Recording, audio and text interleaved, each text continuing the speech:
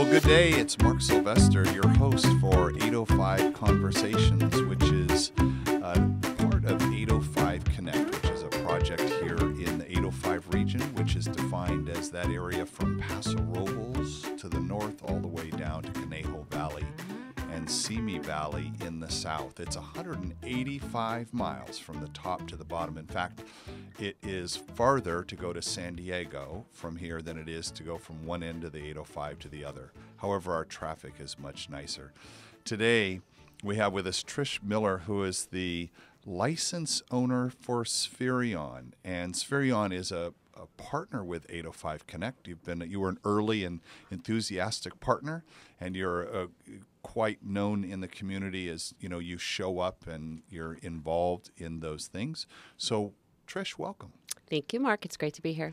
We also have with us our sponsor of 805 Conversations, which is Patrick Melroy and Pull String Press. Welcome, Patrick. Hi, Mark. So nice to see you. Patrick brings another lens to look at these conversations through. He is an artist. He's got a burgeoning podcast business.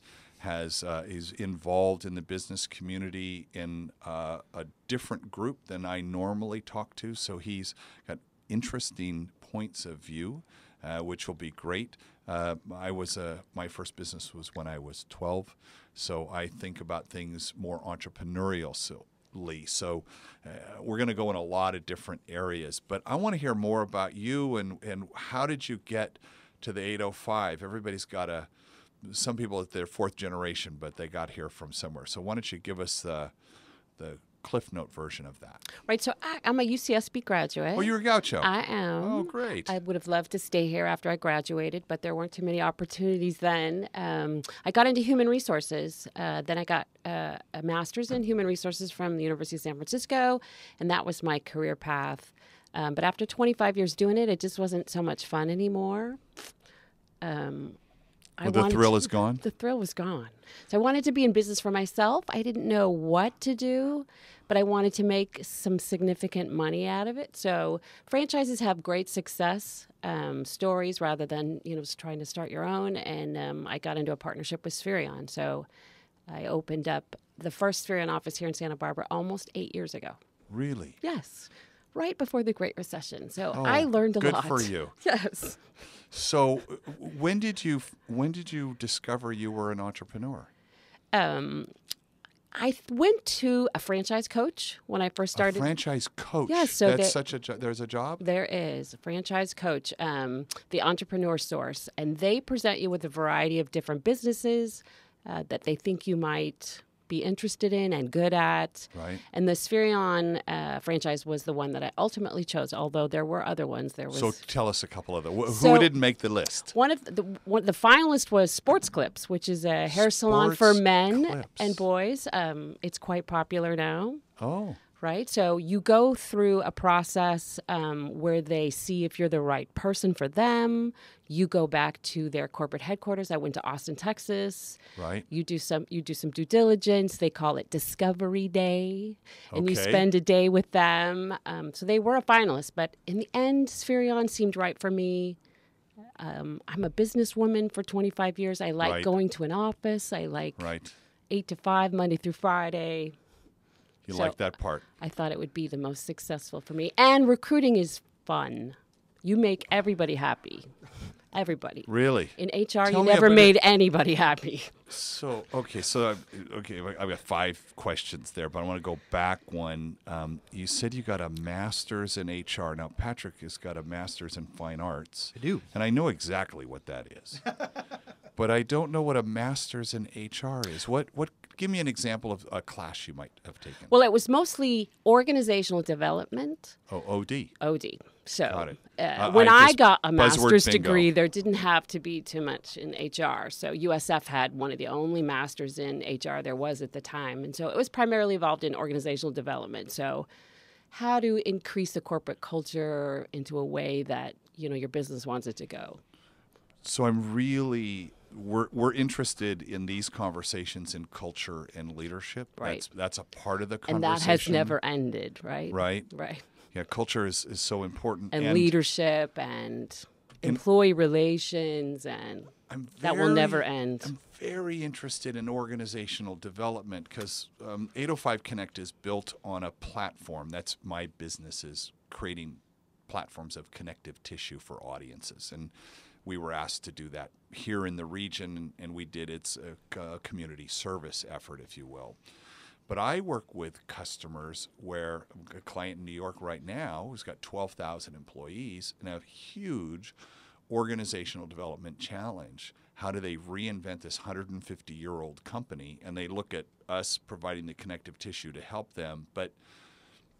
And I wasn't sure we were going to go into organizational development, but does that still show up in your day-to-day work when you're hiring people? What do you look at through a lens of organizational development with these entrepreneurs? Well, we look at cultural matches. Cultural matches. Cultural matches.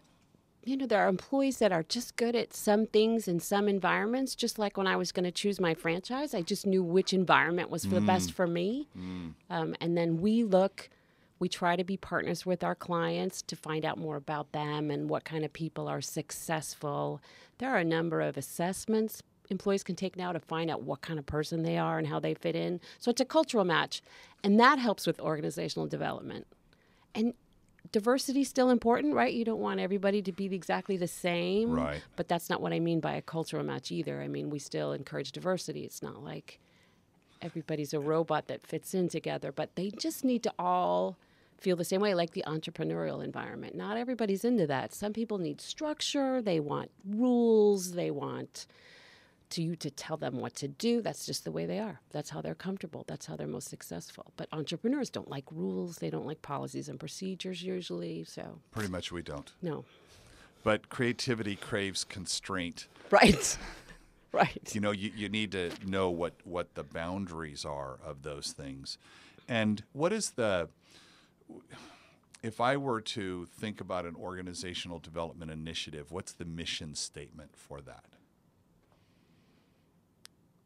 That's a good question. It's kind of a context, something that needs to be in context, really, about what the mission is for organizational development. The mission may be for everybody to understand the mission. That could be an OD. That's a big one, sure. OD thing. So communication. Yeah.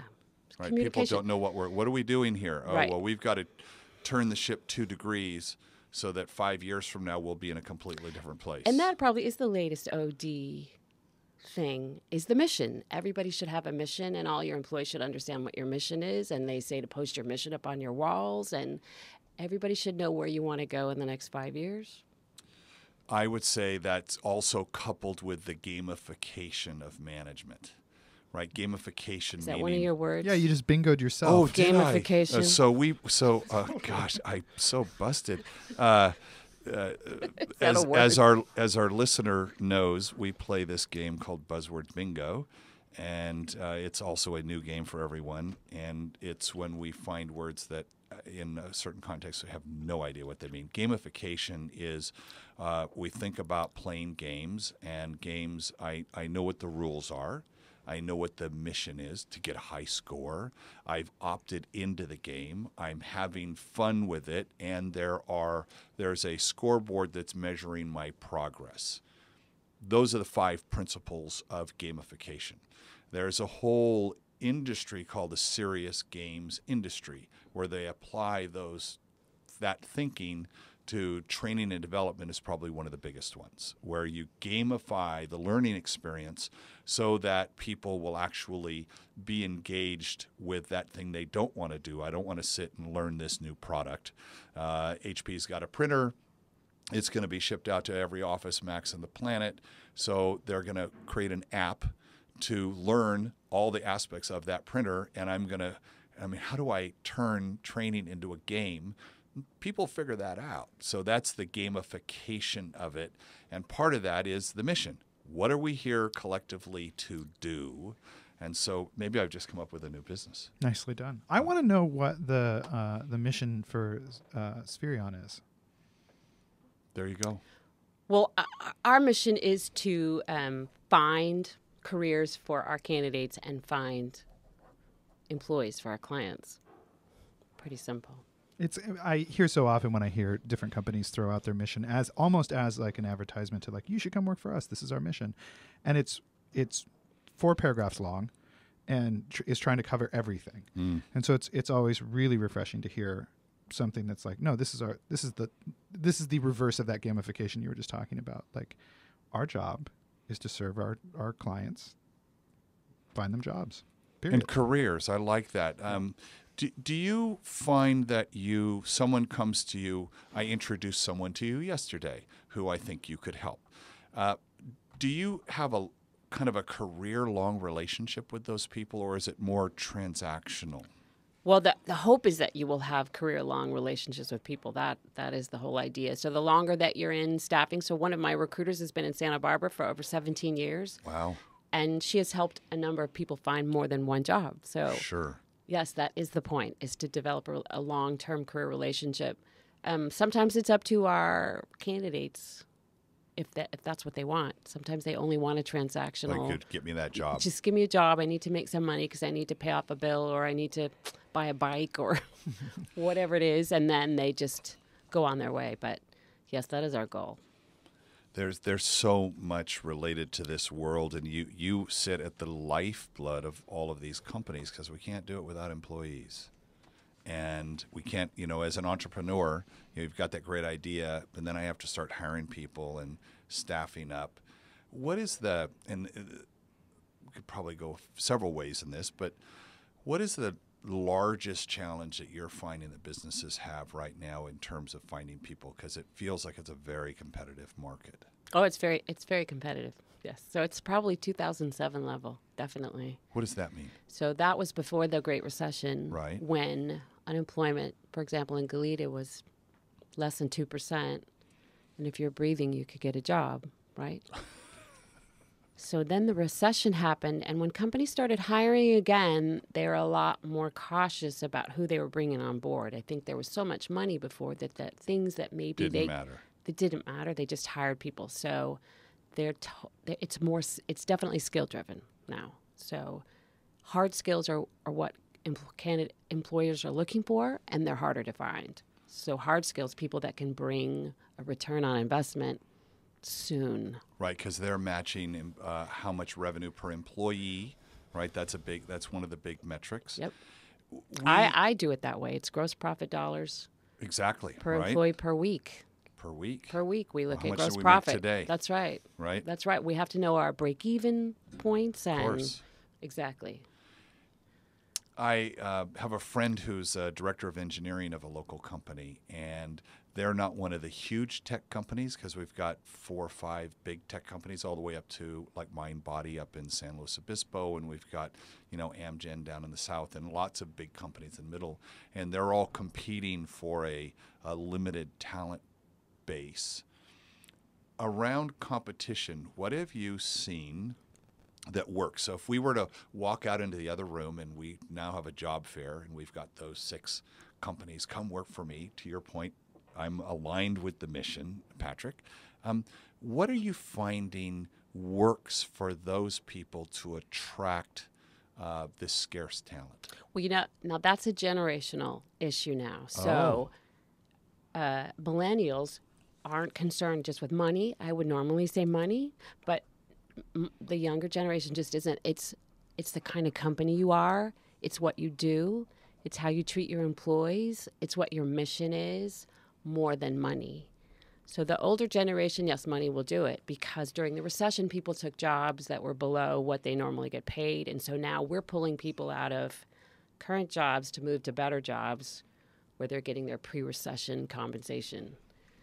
But generationally, yeah, so much different. So if your friend is looking for new graduates, that's more important, is not just the money, but the kind of company it is and what you're doing and what it means for them and what the experience is like. Our co-host on our other show is an accountant, and I said, would you ever consider working for the IRS? And he said, no, not politically. That's not my concern, but just the environment doesn't seem like a place I would want to. If I'm going to be an accountant, Why would I want to do it at a place that doesn't have, I'll go be an accountant for Facebook. I'll go be an accountant for Google because I can do the job. If you can sell tortillas anywhere, why not do it at the beach? Sure. There you go. That's exactly it. It's not just in the old days, get a BA in finance and go try to get the most expensive job you can and be the best compensated job and be miserable. So they want to be happy. And maybe I don't have to have the huge house in Malibu or Santa Barbara. I just need a nice place to live and that's close enjoy to work. myself, and that's close to Ride my work. bike. And they'll let me off early so I can go surfing. And So that's a big one. Mission statement. We had we'll let you off early to go surfing. We had a company here in Santa Barbara called Wavefront, which yesterday was would have been our 31st birthday. And we had offices all over the world. And I remember specifically the Chicago office would always complain that he would call, and if he couldn't find people, they were either playing volleyball or getting a cappuccino or doing something like that. And I've heard that bemoaned many times when Surf's Up, people aren't at work. I'm going to go back to this idea of millennials because this comes up in our conversations here in the 805 a lot. The millennial generation constitutes 1/3 of the population on the planet today. They're the next baby boomer. They're bigger than we were. Bigger than the baby I'm a boomers. boomer and bigger than us. And I think if you're in business and you're not paying attention to understanding millennials, you're losing out. There's a great book that I'm in the middle of now by Burstein called Fast Future, and it's how the millennials are shaping the world. And I think anybody who's in business, they're either selling to millennials, they're hiring millennials. If they're not, they will be. And I'm curious, let's talk about the millennial business owner who comes to you and says, I need to get people. What questions aren't they asking you, or what things are they not paying attention to? The millennial owner? Yeah. The one who's engaging you to they're just getting going. I need some people. I heard this podcast. I want to talk to Trish. What's that conversation like? Well, I imagine that they're asking more about where the people come from, what's important to them, what they like to do, how much social media experience they have. Millennials, that's the first thing they do is check out your website to see how friendly it is and if it's cool or not. My son's a millennial, so that's exactly what he does. Goes to see what social media you're engaged in. Do you, so based on that, do you counsel your employers, your clients, to kind of beef that up, to pay attention to that, to say if you're going to attract these types of people, hey, this old 1980s website with green and gold is not going to work? Just one of the things that Spherion has exactly for our clients is called the Emerging Workforce Study. And it's like an employee opinion survey over the last 30 years. And they talk about the different generations and who you need to appeal to. And there's a social media piece to the emerging workforce where they talk about if you're not reaching out to the millennial generation, you're going to be in trouble. And they talk about how much social media has just increased. It's changed everything. 100-fold. It's changed everything. And your employees want to be able to engage with you in a different way. They don't want to walk into your office and talk to the HR person anymore. They want to engage differently. It's a little more impersonal. Is that giving you an opportunity for retraining managers and leaders? It should. It should. I'm not sure that they all get the message. So when I was in HR, we did employee opinion surveys. Obviously, they were a lot low-tech back then. Now they do them on an app on a phone. Sure. But we had the same messages 30 years ago. So the message to leadership. hasn't changed. Really the message and what employees want. Maybe some things have changed for technology, but really what an employee wants out of their job is to have some personal satisfaction, to have a supervisor that understands them, to get some time off, to be with their family. That hasn't changed, really. I don't think it'll change with the millennials either. But whether or not leadership gets it, that will be the success of your company.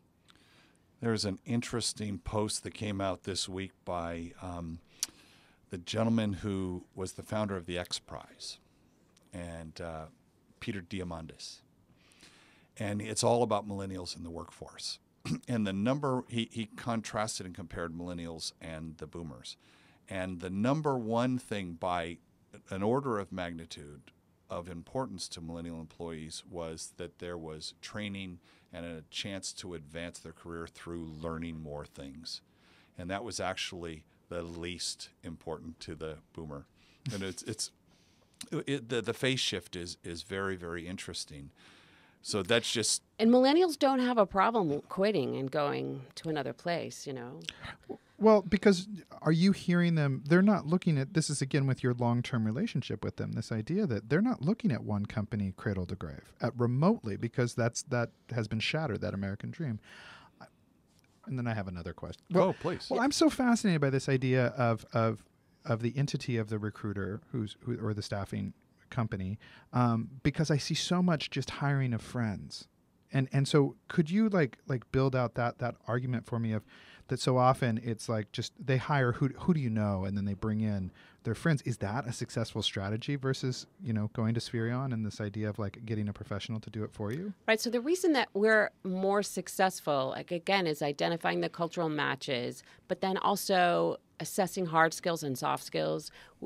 We do this for a living. So if you're in a company and we service small to medium-sized businesses, those that can't afford to have a full-time recruiter or HR department is too busy with other things.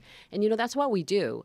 We do it every day. We talk to people all the time. We meet people all the time. We find people that you could never find. And then... That must be fun, by the way. It's a lot of fun. Yeah. It's a fun part of the job. You meet people all the time. People are so different and unique, as we all know, and it's just really, really interesting. But we're able to do the soft skill assessments and hard skill assessments and the kind of interview questions that we ask. What's your favorite interview question? It's usually a situational question. So I say, you know, this has happened in your department. Someone is called in sick and you have a special project that has to be done by 3:00. Tell me what you would do in that kind of instance. So we give them a problem solve. Circumstance and say, well, how did you react, or what would you do, so that we have a real time question rather than like just go through, well, you worked here and you stayed here. If you were a bird, what kind of bird would you be? Right. So you need to find out how they would react in certain circumstances, and then the longer we get to know the client, then we know if they're the right match. And yes, you can hire your friends, and it's less expensive, but I don't think the success factor is that good. We learned a trick from Chet Holmes, who's passed on now, but he is the salesman, and he taught you how to hire salespeople. And he tells this great story where you've got the perfect person, and they've gone through all the interviews. This is the person, and they're sitting at the desk. And this is the final interview. They've already talked to everybody, and you're like, oh my gosh, I can't believe we're getting this person.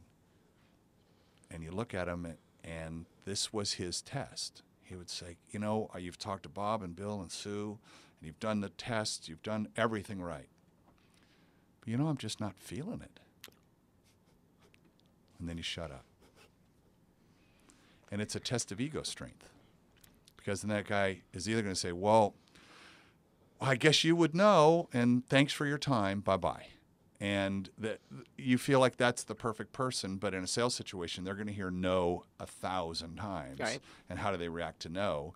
And the guy he hires will be the person who says, have you not been listening to me? Do you want me to go through it again for you and tell you exactly why I'm the only guy for this job? And then this guy, oh, thank you for doing that. You're hired. So I've told that story many times and have said that I'm just not feeling it. And just to see how convincing someone could be. Maybe you could add that one. That's great. I think that's great. I will add that one. See what they do. I want to talk to you about this. I'm going to go buzzword bingo here. Do it. Passive seekers and active seekers. We learned this 10 years ago. We did a project with Monster.com and helped them create some connective tissue between their 5 development offices. And I learned these words. So I would think that you're very successful with passive seekers. So why don't you tell our listener, because there's only one, the person we're in their head right now, that person what a passive seeker is. So passive seeker is someone that is not looking for a job. They are working at their current place of employment. They don't have their resumes posted on Career Builder or any other job board. You know, they would be open to an opportunity if the right one was just told to them. So that is who we go after, the passive seeker, because you as an employer, you can post a job on Craigslist and you'll get all these active seekers, but you're probably not going to find the right one. It's the person that's out there that's already working. And when unemployment is low, like it is now, that is our main target, passive seekers. So they're sitting in their office. They like their job. But again, if somebody gave them a great new opportunity, they would jump at it. Or there was an interesting tweet about a job or an interesting Facebook post about a job or if the transition was not such that it would disrupt them too much. Right. You know, that idea of like, I mean, because there might be a really great job in Indiana, but, you know, that's slightly outside the comfort zone. So again, buzzword bingo, we would call that switching costs. Oh, that's fascinating. I'll write that one down. Yes. Switching costs. Right. So when you sell software, costs and right? economics, right? I've got to switch from this thing I know right. to this thing I don't know, and I've got all that risk attached to it. I'm going to go, so back with passive seekers, do you just, I mean, I can imagine if you were really aggressive, you call the receptionist, you somehow get the employee list and you start calling those people. What's the new way to reach them? People put their names and titles right on their websites now, so. Oh, you don't have to do that. Probably not too smart. You know, we were working with a client once who had someone who monitored, they had 10,000 employees. They had one person whose job was monitoring the employees' LinkedIn profiles. 70% of the employees at this company in the what I'm looking for, which is at the very bottom of your LinkedIn profile, job opportunities. And I was like, really? You say that? It's like marking single on Facebook when you're when you're married. Yeah. Yep. So, but you know, we still do the old-fashioned way too. We just call up the receptionist and make up a story. Can I talk to Jane? Well, Jane. Why do you want to talk to Jane? Well, I was referred to Jane by a friend of mine. Well, can I ask what the subject is about? Because some receptionists do that. They're train them to, they are gatekeepers. So yeah, you have to come up with a story sometimes. Chet has a whole section in one of his books on how to get past that person, how to make that person your best friend and get them working for you. One of the things we like to talk about on 805 Conversations, something we call OMV, which is shorthand for what's your objective, what's your outcome that you're looking for, how do you measure that, how do you know when you got there, and what's the value to you when you get that. Do you have that kind of conversation when you're doing the discovery with a potential client? Sometimes we do. Sometimes we don't. Some clients don't really want to be partners. Really? They want us to be a vendor, just like any other vendor. So that's the transaction versus a relationship. They don't see the value in that relationship. And I think part of that has to do with the staffing industry in general. How's that? So historically, some staffing agencies, especially the corporate-owned agencies, don't have really good reputations. They have high turnover because they don't treat their own employees very well. Employees tell stories to their clients and lie to them and say, this is a great person, you'll love them, when they probably haven't even met them. So when we come across clients like that, they've had bad experiences in the past. Right. And so they really don't see any value in establishing a relationship. They want someone that's cheap and they want them fast. And we've all seen that little you could poster. Have cheap, fast, or good. That one. Pick cheap, two. fast, or good. Pick two. Some of them are like that. But then we have other clients that do want to establish a relationship. We meet with them. We tell them what we are, what our mission is. We go through why we're different from any other staffing agency and what we can be successful at and what we can do for them. So I try to make it as value added as possible, telling them why economically we're really the best choice for them rather than doing it the old-fashioned way. So when you understand their outcome and you understand why that's valuable to them and how they would measure it, then that helps you find the best employee. Going back to an earlier thing you said, which was cultural match. And we talked about diversity and culture and figuring out who's going to be the best person. You know, are they going to be comfortable with pizza Fridays or casual Fridays? Or are they they know that it's 7 o'clock and you're not expected to go home. We have a culture where we work late, those kinds of things. Right. You figure all of that out. Right. And then because we're part of Randstad has strategic or national accounts with a number of very large companies all across the U.S. And so there's already a blueprint on how this client is to be serviced. A great deal of really large companies now use a vendor management system, or VMS, and they have a third party that acts as a go-between. So everyone is submitted into a tool, and so there are a number of tools these days. We have 6 or 7 or 8 different tools that we can use there. They include things like Fieldglass and IQ Navigator and Beeline, and they're all specialty software because these large companies want control over their hiring process, and they want to see metrics. So in that's the M. Yeah, and so in these large clients with strategic accounts and blueprints, they have service level agreements where there's a time to fill. Really? You promise that you'll give them a qualifying candidate like in 48 hours. Really? They've already established the number of backgrounds they want. They'll say, I want a 7-year criminal background, 10-panel drug test. It has to be outside, 2 professional references. You say 10-panel drug test? A 10-panel drug screen. Right. They'll tell you whether we can do it in-house or it has to be outside. Obviously, if I go to a lab, it costs me $30. If I do it inside, it's $3. So, yes. So they have a number of service level agreements, and then they'll review your performance on a quarterly basis. Wow. And if you're not meeting those metrics, they could possibly just kick you off the whole project. So clearly, when we ever service a Randstad account, we don't want to be the owner location that gets them kicked off an account. Yeah, right. You pay close attention to that. But it's a huge business. I've learned so much about it in the last 8 years. I had no idea any of that stuff ever existed. It's billions of dollars. Well, no, don't you just put an ad on Craigslist and just hire somebody? I thought it's all business works like that, right? It's amazing. So when I was in HR, I used to order temps and direct hires, but I never did it from the other side. So I've learned a lot. In the last 8 years, it's a heck of a lot more complicated than I ever thought.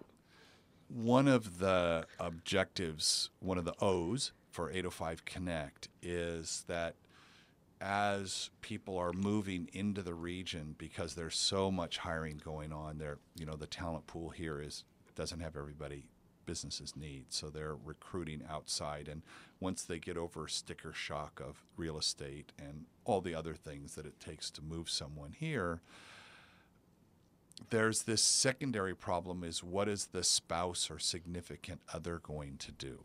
And so there's a hope. This came from the San Luis Obispo Economic Vitality Corporation, which was, is there a place where, okay, I'm coming here for this software job or an engineering job or manufacturing job, where's my wife going to work? And we're going to live in Santa Maria, but we'll commute to SLO, and maybe she's going to work in Goleta. Do you help when you have that kind of situation? Do you work with the spouses? Does that come up a lot? We do. And it does come up a lot. There are a lot of people that relocate here. Cottage Hospital relocates a lot of people. Oh, do they? Yes, they do. And so we have spouses that we work with. I just recently helped a woman who had relocated to San Luis Obispo. Yeah. Her husband was with UPS, and he got transferred to the hub in SLO. And so she was looking for employment. She had a great resume. She was perfect. Oh, love that, I found don't her you? job in Paso Robles. Yeah, it was exceptional. So we love when people relocate because it's a brand new candidate that none of our competitors have, right? So we can... Well, let's talk about And usually when someone has, a company here in Santa Barbara has relocated someone and paid them, their spouses are usually... high-functioning, yes, quality people. They're high-functioning, quality people. They haven't brought someone with them that has felonies and we can't What's wrong with place. a felony? We can't place. Well, probably 6 years ago, before social was as important as it is, we had someone pre-screen salespeople for us, and I said, we're just too busy to even have that 5-minute conversation. And so having the first conversation with this guy, I Google him, and there are 3 websites with his name in it, which is whyyoudon'twannaworkwiththisguy.com. Oh my. And with all the lawsuits against him and all that, I had, it was my first question. I said, dude, what's up with this? And then he, went into defensive posture, of course, but, there was just 3 of them. And then I was like, thanks, no thanks. And then I called them up, the people who recommended it. Says, oh, well, we can't trust social as a indicator. And I was like, really? He says, because that all could have been manufactured. And I said, did you not even Google it? So I'm curious, how do you go and Google these people as part of, is that just part of the checklist now? You look at their tweets, look at their Instagram, look at all of those things. We check to see if they're on LinkedIn. But that's it? But usually not too much more than that, just because, yes, the internet can be totally unreliable. You think that's going to change? Because what I know our clients do it. I know they Google them. Right, because what you hear is someone will tell the high schooler, that picture is going to live forever, or maybe the UCSB partier, we don't need pictures of you projectile vomiting at a rage. But is this back to that statement about millennials that, the Groucho Marx statement? I would never belong to a club that would have somebody me. like me. Yeah, and I feel like with the millennials that might be part of it, where it's like, if that's the screener that's going to keep me from being in that company, if the moral judgment would be passed on me, via a Google search, then that's probably not the place I want to work. That's probably me too. Yeah. I think there's a privacy issue there. Interesting. Yet our lives are more transparent. If I'm hiring someone who's going to be a thought leader, I want to see what they think or what they've written, those kinds of things. I'm going to be really interested in that. I mean, I know, in my business, people Google me all the time and want to go see what my point of view is and want to read those kinds of things. I've been telling my son that since he was 16. Be careful what you put on social media. Don't tweet stuff. They stay there forever. And one day you're in a job interview and they look back where you quoted some rapper in a tweet. Don't do it. But to an argument point on that, one of the struggles is I've had several friends that don't have a big enough social footprint. And when they're going up for a job, looking to be the social marketing person or looking to be the person who is in the company going to be the young and vibrant monitor of social media, and we turn and Google them, and it's like, oh, crickets. You don't have an opinion on any of this. And it's like, well, I've been using an alias since I was 12. It's like, oh, okay. Interesting. There's a brand new software out called Crystal that hooks into your Gmail. And I heard about it on NPR last week. And you go to LinkedIn, you can load this up in your Chrome browser. You go to LinkedIn, you're looking at that person, and then you hit Crystal. And what it does is it gives you, based on their profile of everything it can go find about them, how to approach them, how to craft it's basically how to craft an email for them. They like short. They don't like to be challenged. They don't like attachments. That's terrifying. There's that debate right now is going on. Is it terrifying or is it good? Go try this, because do it to yourself and see how accurate was that. And I think we're going to find more of those predictive kind of tools. Back to you're saying we've got all these great resources. We've got all these great tools. We are coming to this was 45 minutes. This was really fast. It went by so fast. Oh my gosh, what a great conversation. Thank you so much for helping us understand. I want to ask you a question about education and events. Part of what our listener is interested in is growing their business and becoming better at what they do. Do you offer any kind of seminars or educational series or things like that they could tune into? or attend? Well, Spherion does. Yes. If you log in and register in our database, you will have access to everything in our Candidate Resource Center, which Okay. includes lots of great tips.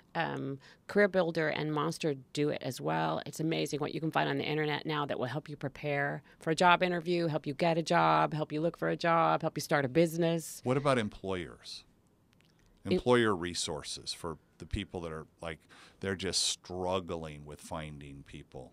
What's the best way to get in touch with you to have that conversation? Well, we're at Spherion.com, /Santa Barbara, and of course, Trish Miller But at now- Spherion.com. There you go. And you're down in Ventura as well, right? We have an office that serves Ventura County and an Yes. office that serves Santa Barbara County. So we have an office in Oxnard and one in Goleta. But we have some candidates in SLO as well. So we cover the whole. Do you go all the way to Conejo? We do. You do. So We you've do. got the So whole we got 805 Westlake covered. and Simi Valley and yes. They're all interesting areas. Well, thank They're, you, and they're Trish. all different too. Thank you so much Thank you for having being me. a part of this conversation. Thank you for supporting 805 Connect. You know, we can't do this without your support. Patrick, thank you so much for supporting our podcast effort and helping us It's so fun. keep the conversations going. Well, till we talk again, thank you very much. It's Mark Sylvester from 805 Conversations. And tell your friends if this was something interesting for you. And if you're not from the 805, go check us out at 805connect.com and sign up, meet some interesting people. Bye-bye.